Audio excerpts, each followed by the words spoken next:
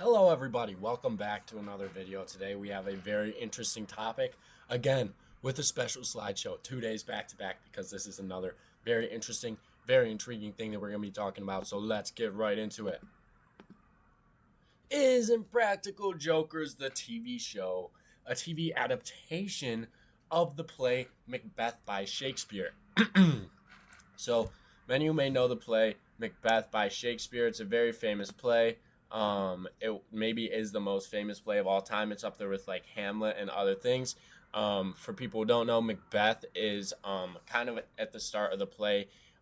This honored war veteran. He's won several awards, and he's like a high-ranking general, basically. And he kind of just turns a little bit crazy for no reason. And many people, when they see this, may relate the fact that Macbeth is randomly turning crazy to the crazy random actions of the cast of Impractical Jokers. So that's kind of where we're starting from for this argument. But obviously, there's going to be more depth to it. So first, let's talk about why is Macbeth always on some dumbass shit. So he killed Duncan, who was the old king. Then he killed Banquo, who was like his day one homeboy. He killed Macduff's family.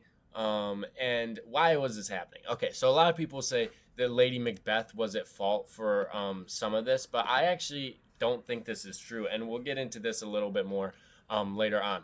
But why is he doing all of this stupid stuff? There's no reason for him to be doing it. Yeah, we know. And let's just talk about this before I go forward.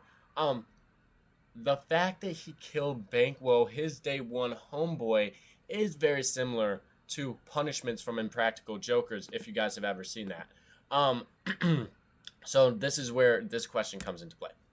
Are witches dudes? Okay, so are the witches from Macbeth, the play Macbeth by Shakespeare, are they now these gentlemen here? Well, this is a very good question, because you have to ask, why would these witches, these three witches, become these four relatively attractive middle-aged white guys? Well, the answer to that is just modern perspective, which is when Shakespeare was writing Macbeth, things that were seen as evil were like supernatural, witches, like spells and things that you couldn't really control, because people were very religiously aligned and they believed very strongly in the like good intent of humanity. So usually evil was coming from some supernatural source. Whereas today, where is evil coming from? Well, a lot of evil in the world is coming from white guys, middle-aged white guys, and older white guys like our president. So now it's kind of a question of maybe this is just a TV adaptation of saying, well, these evil witches back in the day, they used to represent supernatural, which is very scary. What's scary nowadays? Middle-aged white guys. Let's go over that one more time. What's scary back then?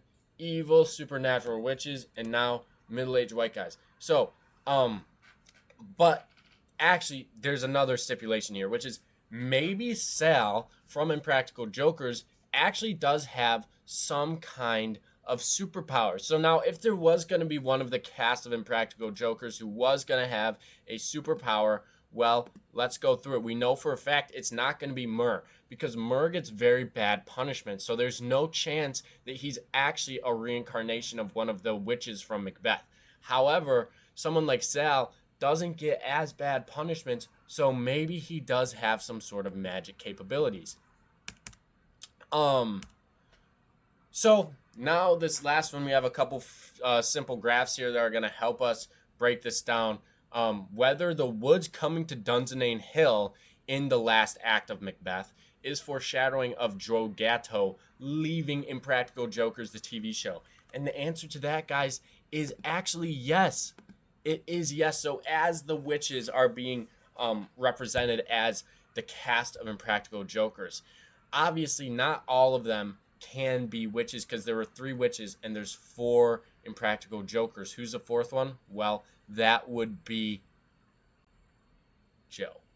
And why do we know this? We know this because Joe left the show. Just like Macbeth died in the play Macbeth, he got his head cut off. So obviously in the TV adaptation, they didn't have as much gore, because it's not as Like, if you've seen a PG-13 movies from the 1900s, you're like, damn, bro, that's actually crazy. How are they making that PG-13? That's very similar. So back in the day, Macbeth got his head cut off. But in today's TV adaptation, obviously with Impractical Jokers being the TV adaptation of Macbeth, Joe Gatto leaving the show is kind of the equivalent of the Woods coming to Dunsinane Hill and Macbeth dying. So this is just something you can keep in mind next time you watch it. It is kind of changing your perspective on the show because you do see a lot of Shakespeare's more in-depth like writing coming out when you look at Impractical Jokers through this lens.